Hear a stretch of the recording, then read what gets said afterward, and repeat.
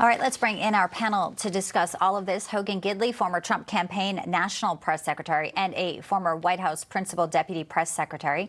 Pleased to have retired U.S. Navy Captain Brent Sadler with us today. He's a former Navy staff at the Pentagon, also now a senior research fellow at the Heritage Foundation. And Amir Fakhravar, he is a Senate chairman in the National Iranian Congress and author of The Spirit of Constitutional Law.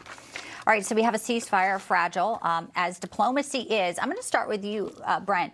Strait of Hormuz, taking a live picture here, it's closed. I mean, President Trump says the reason they got the ceasefire was that it would be open, and now Iran is saying that there's been violations, that that Hezbollah should not be, should be included in all of this. I mean, what do you make of where they are now trying to impose what little leverage they have? Because obviously militarily, we know it's been a success. Well, on the shipping traffic, it's going to take some time before it actually picks up and resumes. One is shipping doesn't respond quickly, just from a logistics side and steaming times. You talk about 12 to 15 knots moving through there and getting underway to do that. So it's going to take some time before you'll see that traffic pick up. The other is, and I think more to the point, there has to be a level of confidence that the ships can pass through safely. And the first indicator of that is the insurance rates dropping. They've gone from 4 to 12 times the normal rate. It's an astronomical cost on these shippers moving the fuel. And whether or not the Iranians actually sank a ship, which they didn't, or caused enough damage that would actually imperil the ship and its crew, which they haven't, the shipping has largely come to a standstill because of the threat. So there has to be kind of a demonstration of shipping going through there safely before you really see the pickup. And that'll probably be days away. But again, this ceasefire is in the early stages, and there's still attacks that are ongoing. Yeah, and in fact, we don't actually know for sure the talks that are planned for Friday. The latest news is that Vance may or may not be there, Hogan. So a lot of things are obviously being worked out, back-channeling diplomacy behind the scenes. What do you make of also the fact that there is some sort of discrepancy in President Trump saying there will be no enrichment of uranium, but you have an Iranian publication backed by the IRGC saying that they can enrich uranium? That was one of the reasons that they went in there. No more enriched uranium. How do you parse it? Well, a lot of misinformation, disinformation, surprise, surprise, coming from the world's largest state sponsor of terror in Iran. In fact, they told us they didn't have ballistic missiles that could travel to basically every European capital, when in fact they do.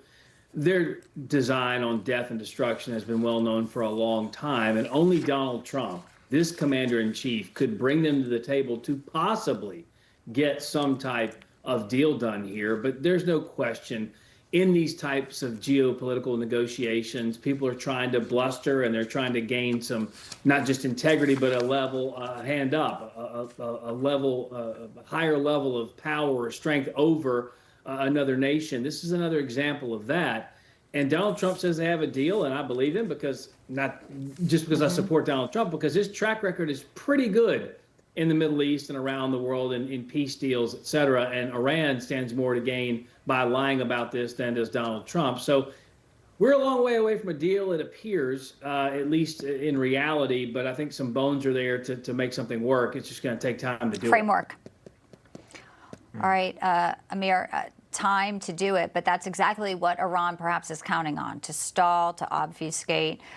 Lindsey Graham, South Carolina senator, clearly saying we must remember the Strait of Hormuz was attacked by Iran after the start of the war, destroying freedom of navigation going forward. It is imperative, he writes, Iran is not rewarded for this hostile act against the world. They still want to potentially have this Tehran toll. That's going to be a non-starter, Amir. How do you get around that? Thank you, Bianca, for having me. It's a lot of very interesting things happening during the last 24 hours. And I can read Farsi, and the statement, Iranian, I don't know what we should call them, leftover regime or what, they released a statement in Farsi which is unbelievable. They said, we won the war. We defeated United States and Israel. The uranium, we can enrich uranium. The United States should just pull out all his troops from Middle East forever. And a lot other things which you are looking at, oh my God, when all these happen? And it's all based on lie and misinformation and disinformation. The reality is, right now, President Trump is a genius.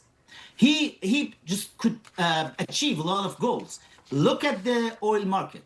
The oil price is 15% down. And look at the stock market is up. President Trump at the same time is a commander-in-chief in the United States and controlling the oil market and world economy at the same time. He's doing a lot of things. And he killed the supreme leader, the comrade Ayatollah. He killed him, the Russian-backed Ayatollah controlling Iran. Yeah. And right now, and you know, obviously there was a deadline. And go ahead, I'll let you finish your thought there. Yeah. I'm saying right now nobody knows who is in charge in Iran.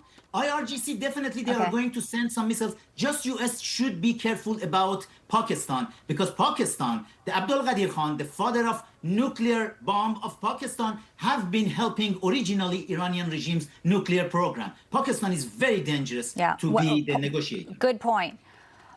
Good point. And obviously, President Trump putting out that warning to anyone who helps Iran, they are going to get tariffs. Hogan, President Trump also dealing with NATO today. Ruda, NATO Secretary General, just sat down with Marco Rubio, 3:30 today with President Trump. So, you know, post-war, let's blue sky this, right? We get the deal. It's fragile, but it holds. I mean, there's obviously a huge shift geopolitically between our adversaries, who now will not have a strong Iran that they think they can depend on, and NATO. It's an interesting future ahead for the entire globe. President Trump, though, did make this happen. Hogan. I'm really looking forward to having access to this meeting with Donald Trump and Ruda. This NATO relationship, which has been largely one-sided, let's be honest, for quite some time, where the world relies on America as her piggy bank, I think that comes to an end. It did so in the first Trump administration when he made other countries pony up and pay their owed money. The same thing happened in the second administration. But also, these deals and partnerships only work when your allies come and help out at a time of problem. And it seems as though Europe consistently relies on us to show up, but they never do. I really want this thing to be open to press. I want everyone to see what's going on, and I hope there's some good news to deliver, that Europe does, in fact, begin to live up to its obligations. We hope so, too. And help out the United States here. Yeah, we hope so, too. But what is open press next will be Caroline Levitt, teed up at 1 o'clock. Yeah. Hogan, Brent, Amir, thank you so much for your thoughtful comments today as we are in this very fragile 2-week window. Thank you, gentlemen. And it's going to be, obviously,